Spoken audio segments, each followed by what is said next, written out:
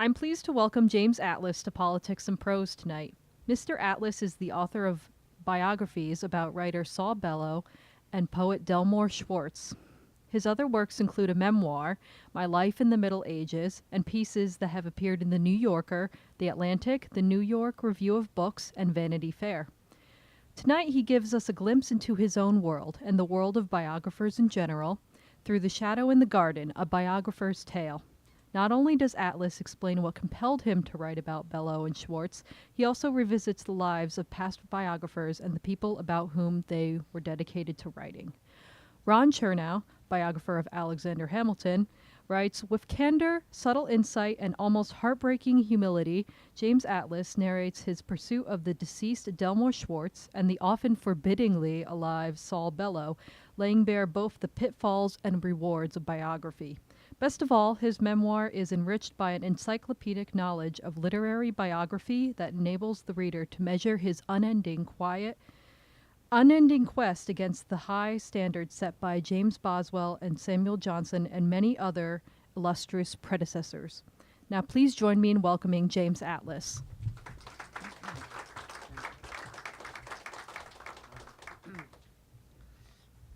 So thank you. I'm very glad to be at this bookstore where I last was when I published my previous collection of essays, My Life in the Middle Ages. Carla Cohn was then the proprietor here. I'm sure some of you remember her, and she was a very gracious and generous person.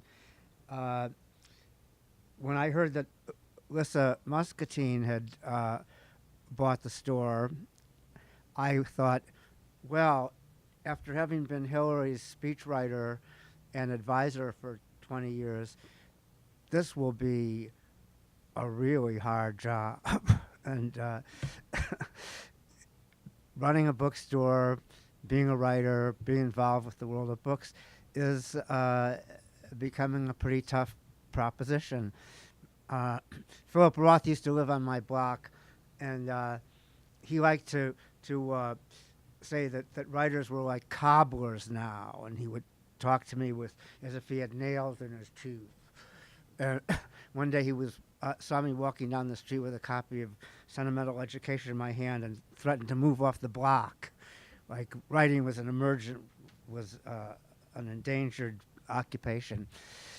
Well, this book is, in a way, it's many things, but in part, it's an elegy, I suppose, to this vanishing world in which, as I describe, quaint rituals like going to the library and reading old periodicals or putting nickels in machines so that you can make copies of pages, and all of these strange rituals that are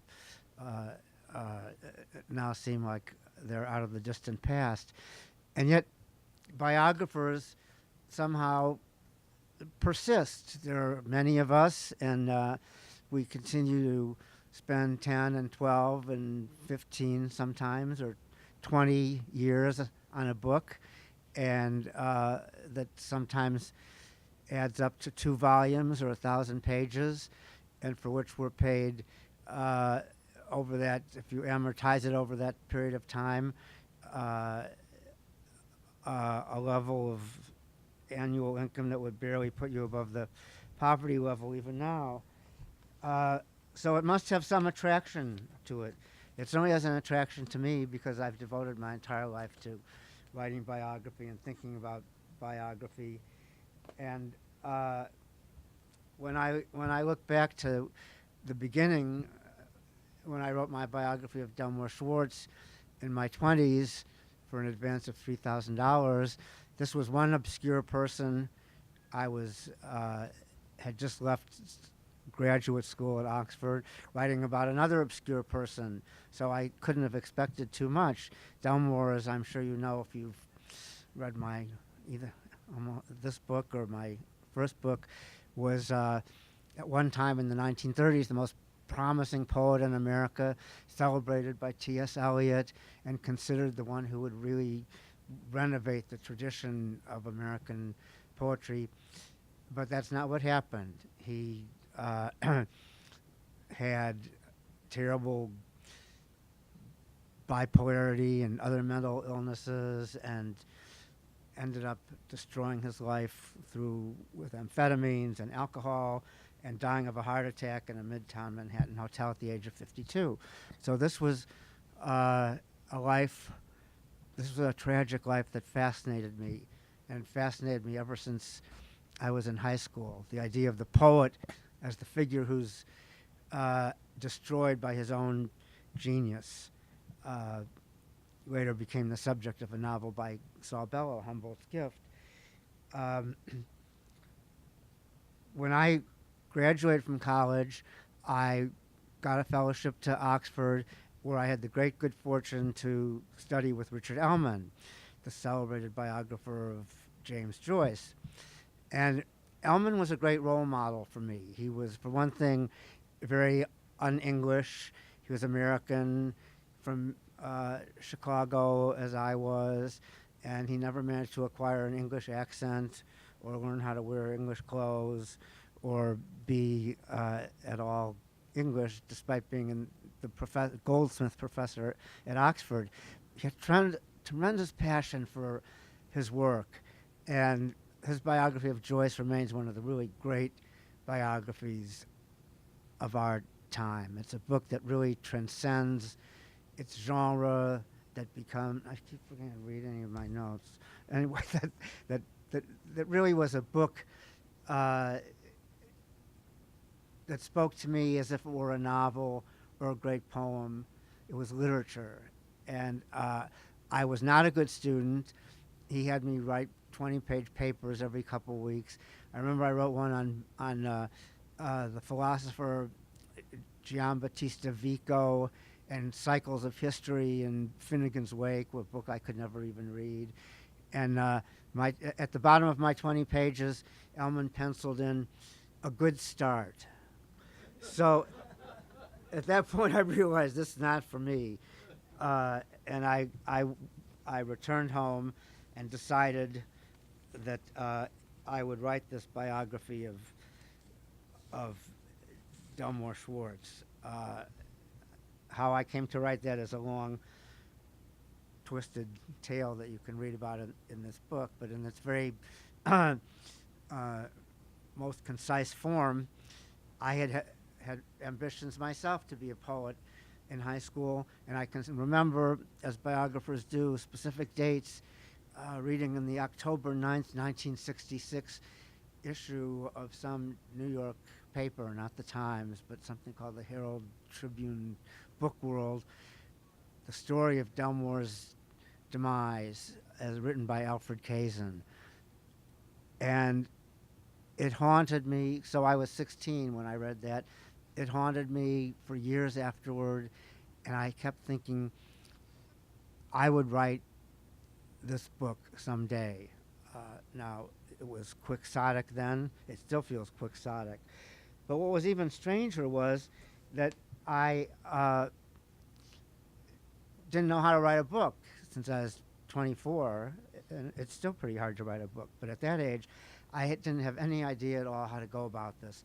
And Dwight Macdonald, a name who some of you, I think, are of the age you'll remember, was a great social critic of his day. He was an editor of Partisan Review. He was an essayist for The New Yorker.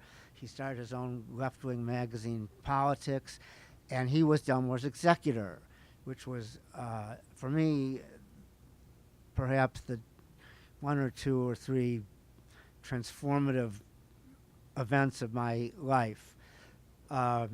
Dwight was near the end of his own writing career.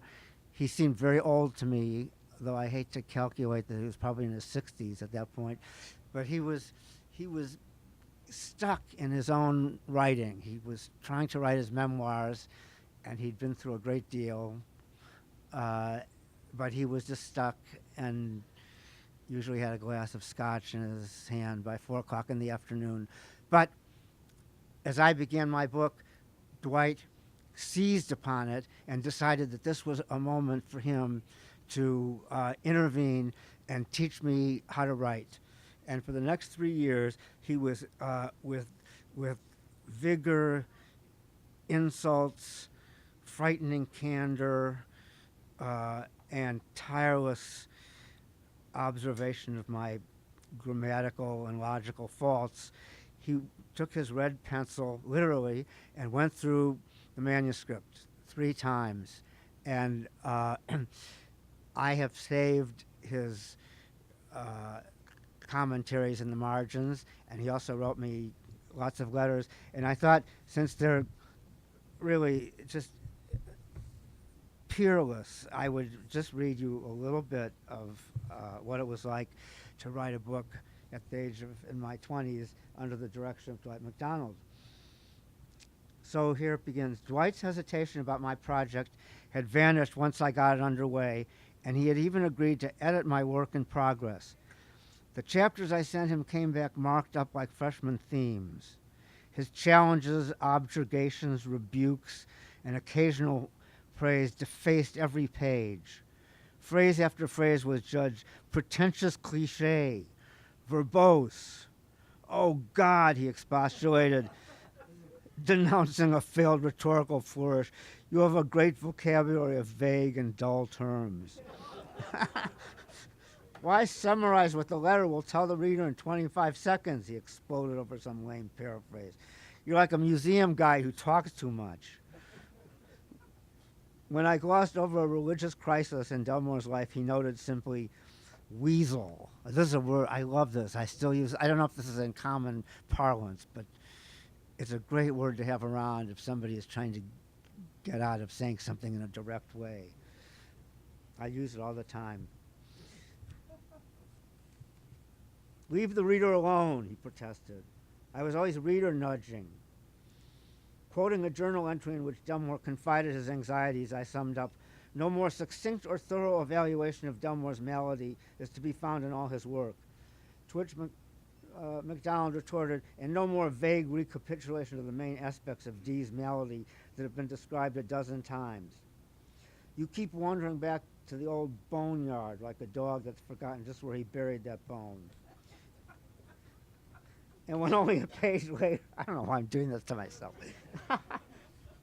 And when only a page later I returned to the subject, yet again, he exclaimed, this is in caps, my God, you're back sniffing around again for that lost bone already?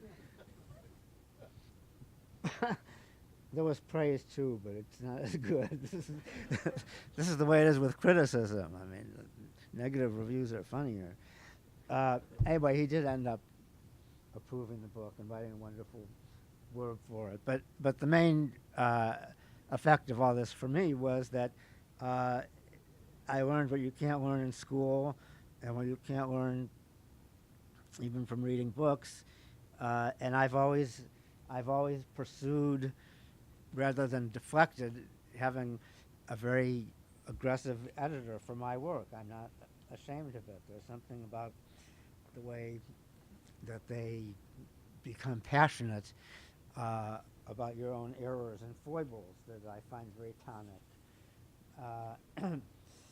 So that was Dwight.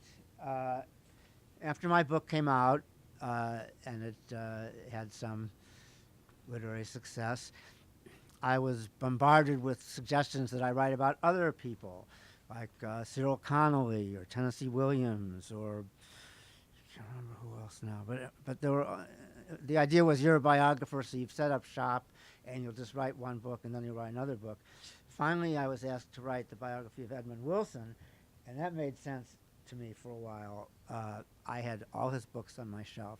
There must have been 24, I think, and I had read all of them. I'd read some of them several times. Edmund Wilson was, for me, the essence of the literary man, the man of letters, and had a tremendously wide range in terms of his capacity to read and digest and absorb and explain literature of many cultures, virtually all cultures. The problem was it emerged after 5 years, when I hadn't gone to Yale to even look at his papers, that he annoyed me, that he was obnoxious, and his attitude toward women was kind of gross. He liked to talk about his mistress's feet that were like cream cheeses, or his uh, his big pink organ, and I mean, it's really hard to deal with the man while I was at the same time dealing with this magisterial career as a writer. And finally, he was abusive, he was violent, he was insulting. He's a great writer. These often go together. Anyways, I finally just gave up. I decided I just can't write this book. And it was about that time that I formed the distinction between what I call covert and overt biography. Covert being biography in which you find a subject who is not like you, does not have your history, does not have the same experience you have, but somehow speaks to you in a deep way, as Henry James did to Leon Edel, and for that matter, as Joyce did to Ellmann. They're submerging, unconsciously often, their own issues and obsessions to bring out those qualities in their subject. Edel was certainly brilliant at writing about Henry James's depression, for example. Ellmann was brilliant at writing about Joyce's outward ordinariness. And I had my own guy.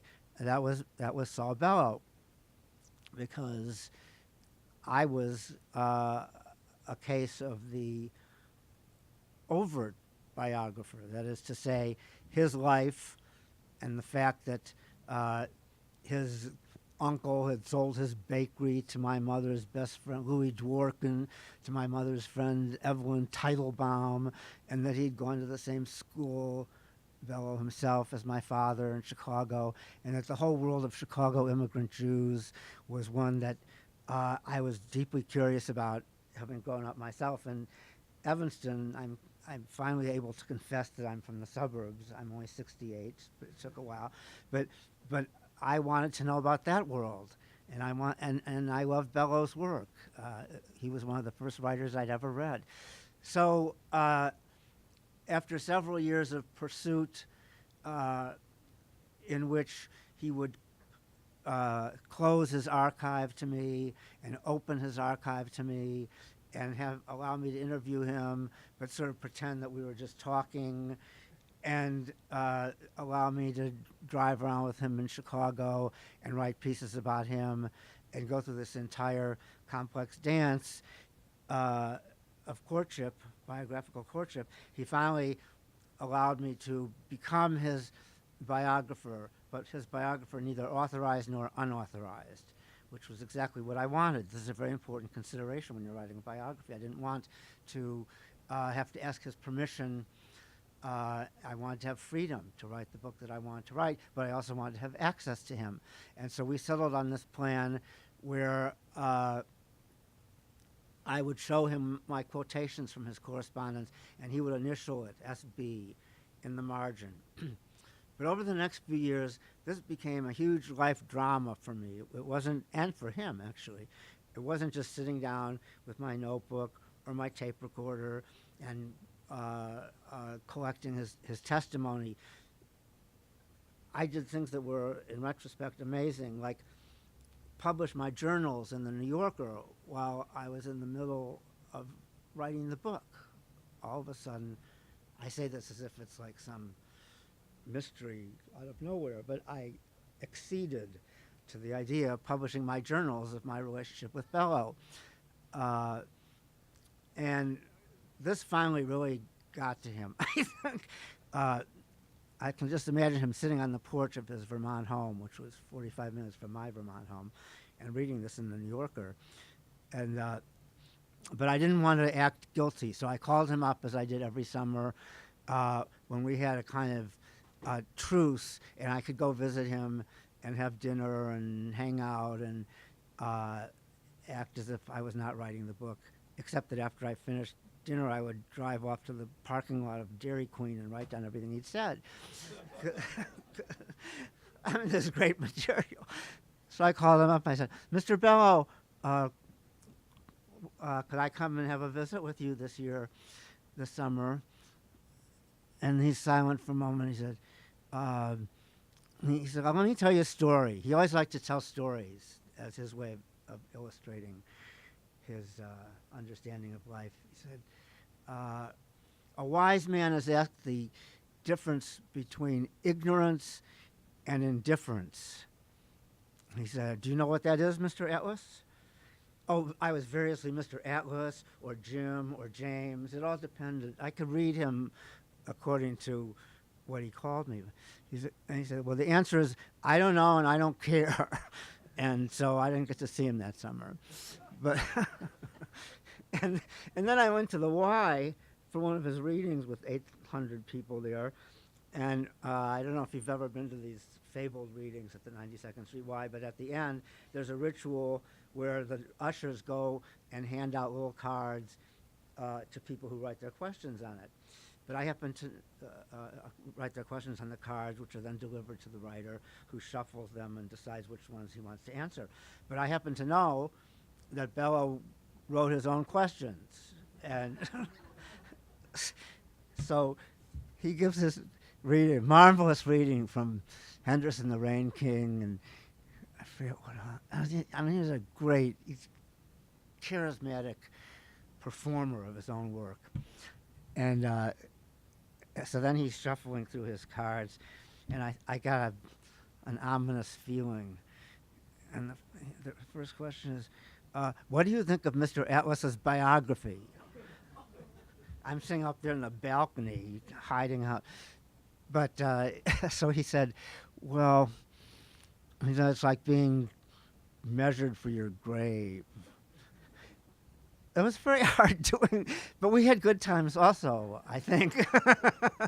Let's see. No, I remember like going to the Le Petit Chef, this restaurant in Vermont, and talking about his sexual problems and so on.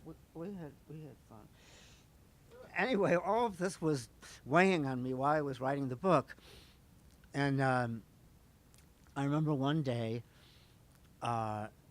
we were talking, and he said that the biographer is the shadow in the garden.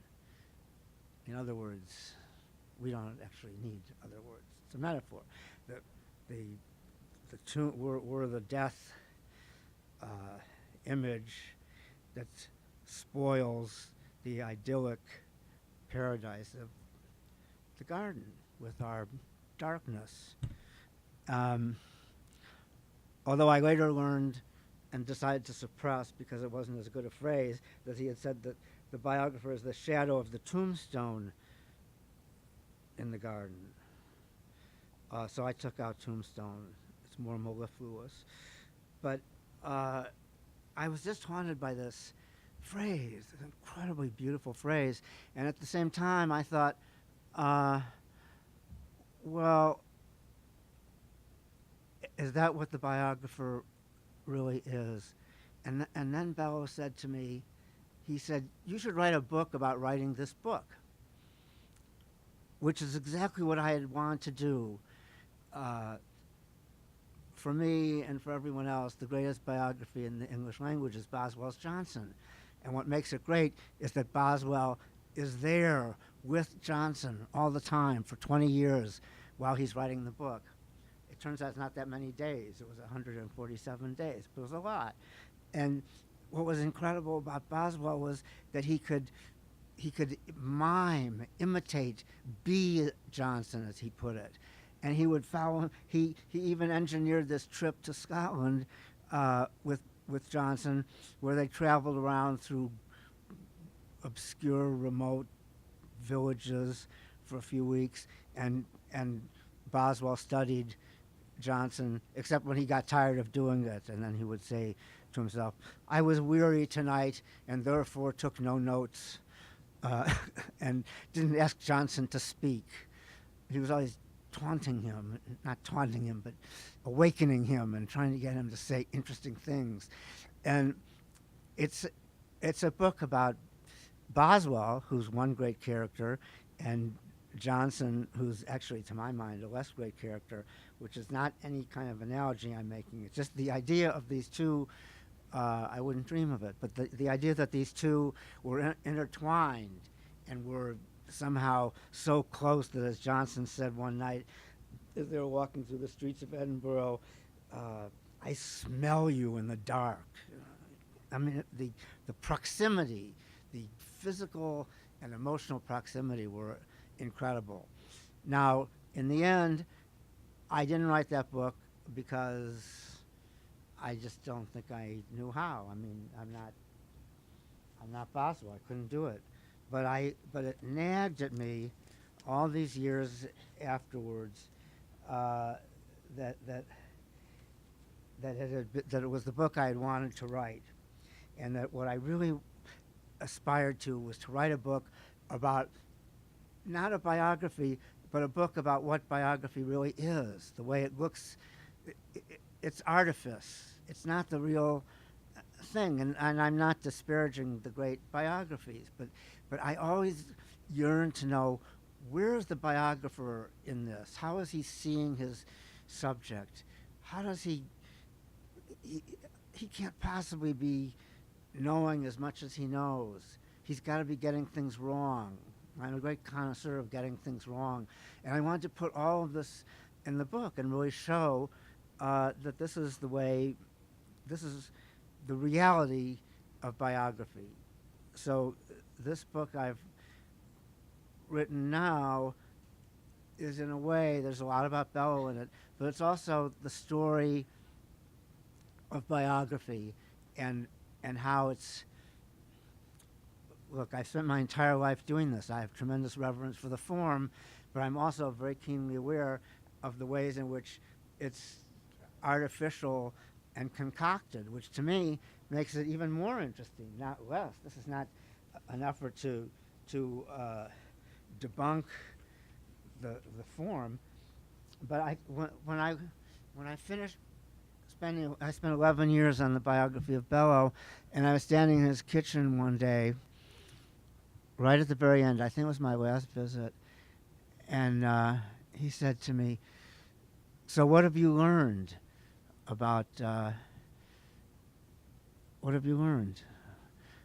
And I said that you could never know anything about anyone. And so that was my starting point. And he thought for a minute and then said, "That will do," as if like, okay, that's enough out of you.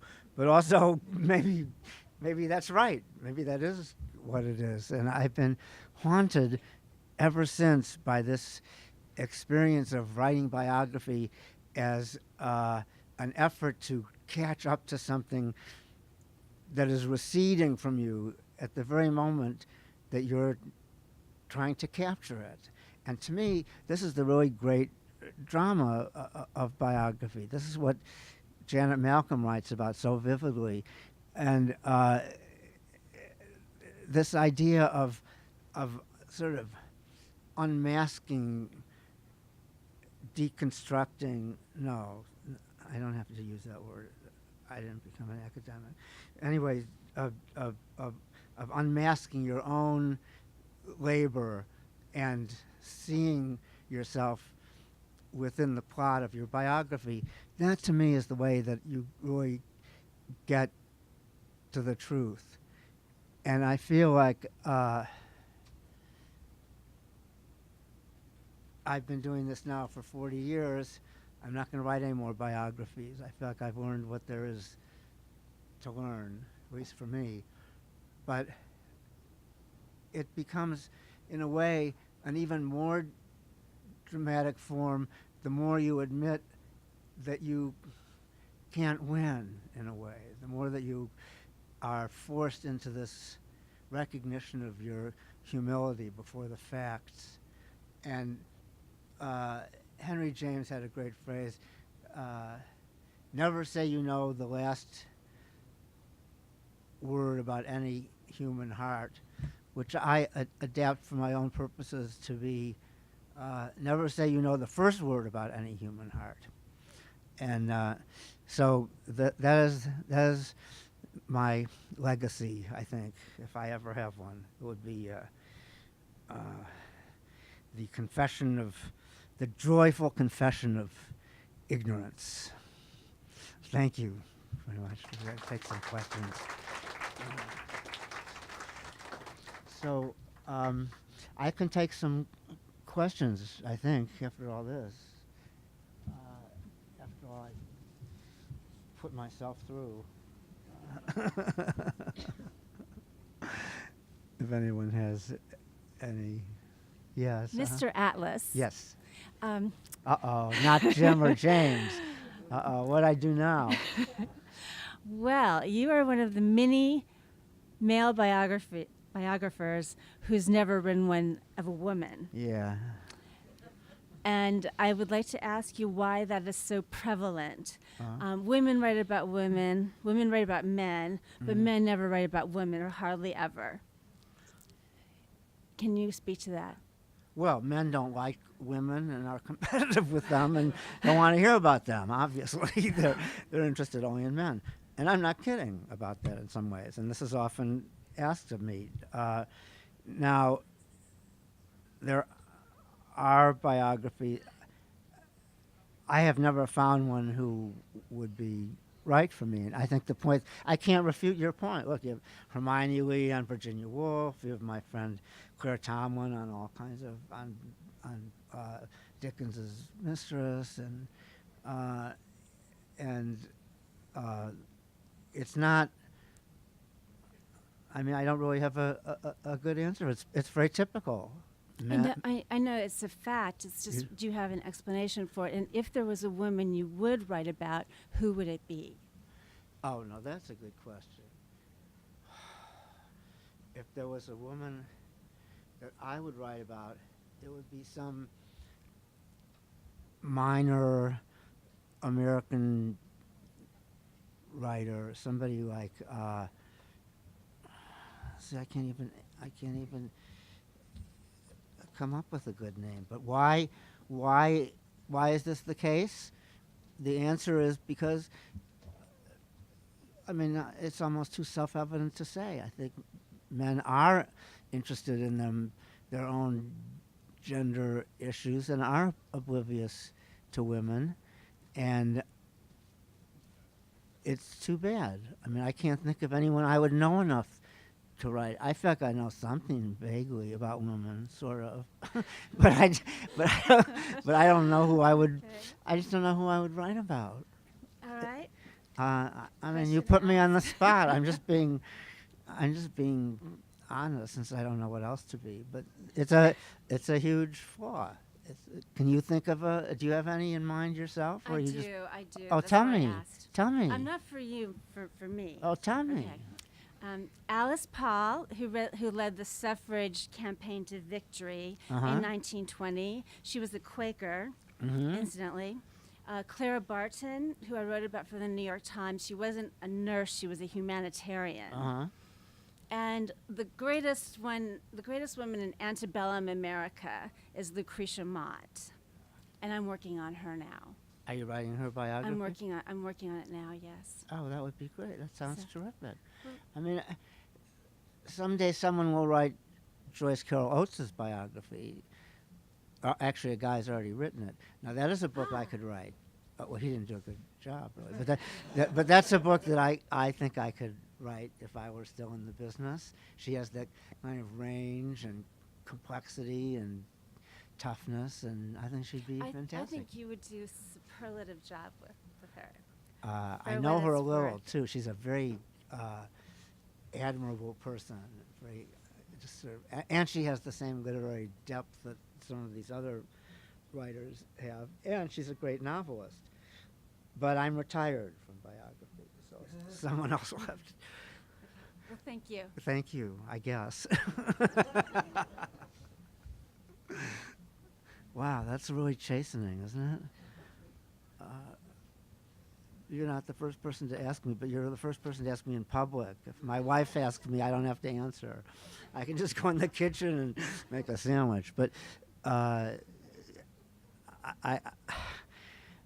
think, and yet women write about men so well. I mean, Claire Tomlin's biography of Pepys is fantastic, and Brenda Maddox's biography of Crick. I mean, it's like people do it all the time. I edited this series, actually. You probably, most of you know at least some of the titles, and it's the Penguin Live series of brief biographies. And what was very instructive and exciting about that was that I would go to the writer and ask them who they wanted to write about. I sometimes had ideas that were good, like Edmund White on Proust and so on, or who wrote the book? Carol Shields wrote the biography of Jane Austen, I think. But it broke down along gender lines almost entirely. I'd have to look at my list to see if any that were cross-pollinating, as it were. Yes. I was just going to say, I think you're a very lucky guy. No. Yes, really. I mean, you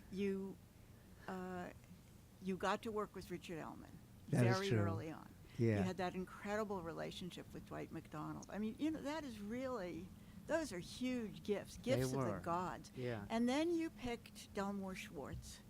What a lucky pick. I mean, he was obscure, he was disregarded, but he was such a great subject. And what I wonder, and I would say, I've written a biography of a woman. And I know this is Joyce Elaine. Carol, This yeah, is and I Elaine know Showalter Joyce, right here. and I know Joyce in Carol case you Oates didn't quite know. well, and I would not want to be the Boswell of Joyce Carol Oates. But what I wonder is, having done Delmore Schwartz, then were you ever tempted to do somebody like that again? I mean, you went then for the big names. Well, yeah, not out of any kind of career calculation. I went for Bellow because I had a passion for his work, and because I was the right person to do it, if I may say so. I was a good fit with Delmore.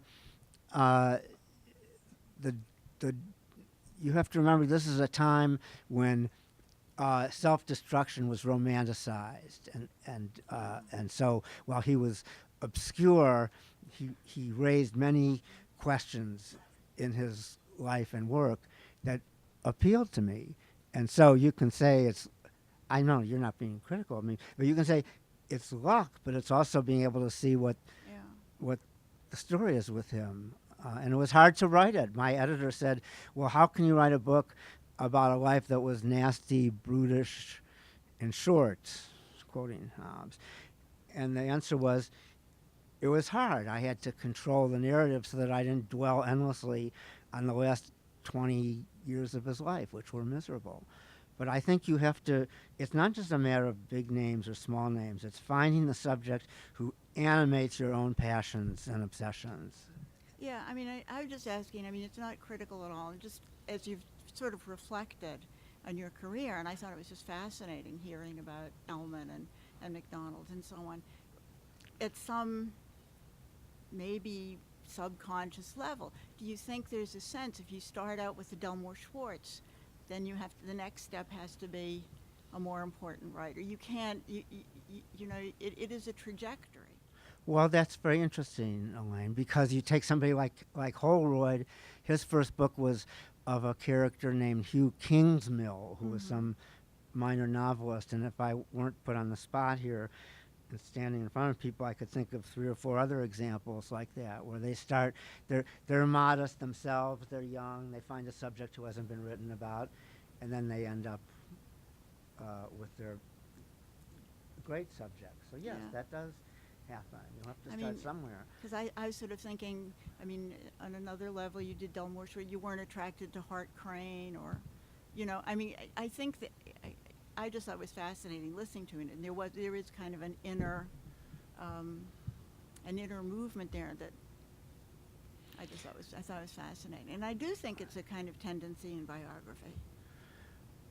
A tendency in biography to go up. Yeah. The scale. Yeah, but that makes perfect sense to me, because you have to mature with your subject. Yeah. I couldn't have written a biography of Saul Bellow when I was 26 because I didn't know enough. I hadn't lived enough. But I could write Delmore because there was an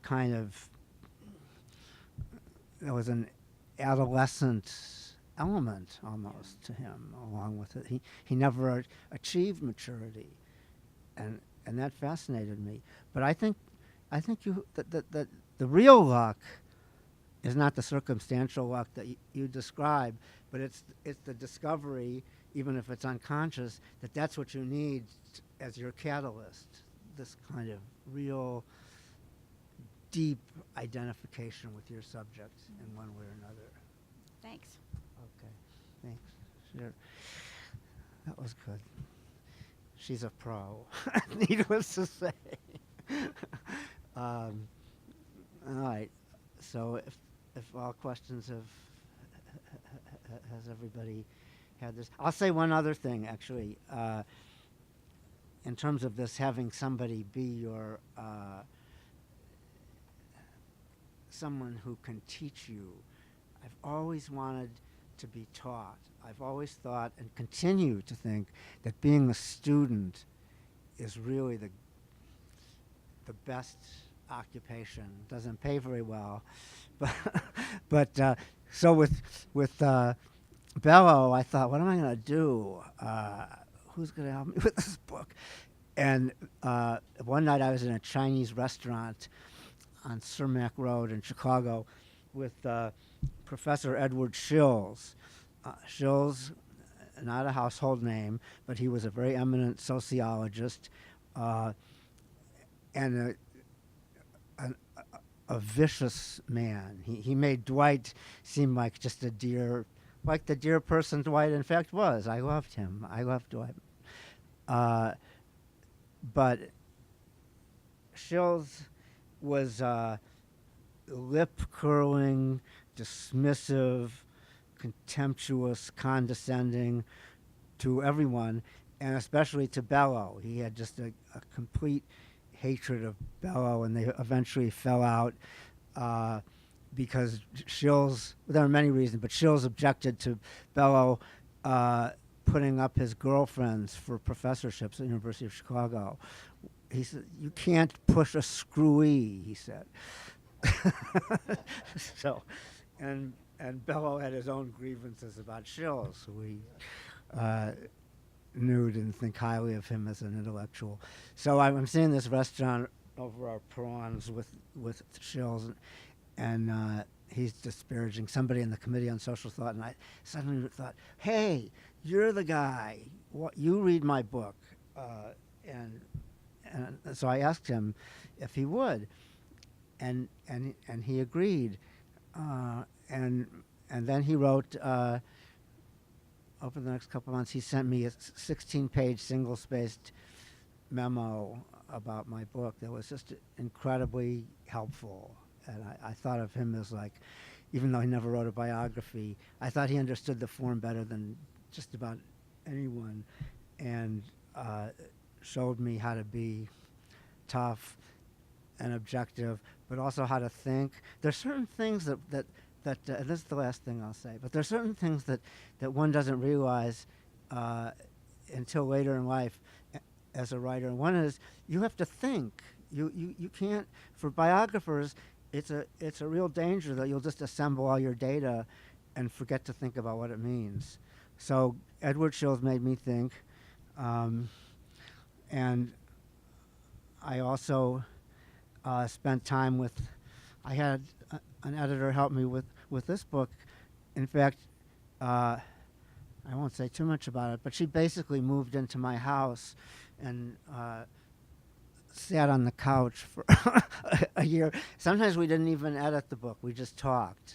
It was just psychoanalytic.